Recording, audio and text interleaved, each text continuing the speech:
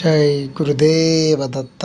Friends, నాకు ప్రతి నెల వచ్చే శాలరీలో ఎంతో కొంత అమౌంట్ని పక్కన దాచిపెట్టుకుంటాను.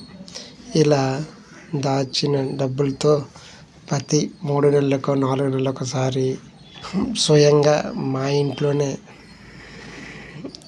వంట చేసుకొని ఇలా అన్నీ ప్యాక్ చేసుకొని వాటిని దగ్గరలో ఉన్న వృద్ధులకు లేదా పేదవాళ్ళకు పంచిపెడుతుంటాము. ఇలా ఎందుకు చేస్తూ ఉంటామంటే, కొంతమందికి అన్నీ ఉంటాయి కానీ తినే యోగ్యత ఉండదు. కొంతమందికి తినాలంటుంది కానీ భగవంతుడు వాళ్ళకి తినే అదృష్టాన్ని కల్పించాడు.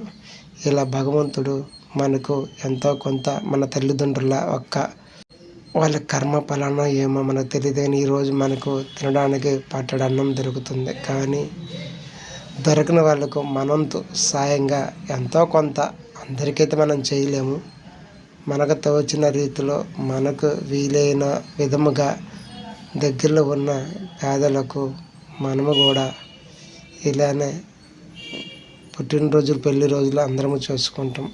అలాగా ఒక బర్త్డే ఫంక్షన్ రోజు కూడా చాలా గ్రాండ్గా చేసుకుంటాం. చేయడంలో తప్పట్లేదు, ఎందుకంటే మనం పగల నుంచి రాత్రి వరకు మన కుటుంబం కోసం, మనము వారి సంతోషం కోసం మనం బతుకుతూ ఉంటాం. కానీ దాంతోపాటు ఇటువంటి కార్యక్రమం కూడా మనం చేస్తూ ఉండాలి. మన పిల్లలకు కూడా మనము ఇటువంటి వాటిని నేర్పించాలి. అప్పుడే వాళ్ళకి తెలుస్తుంది కష్టం విలువ అంటే ఏంటని.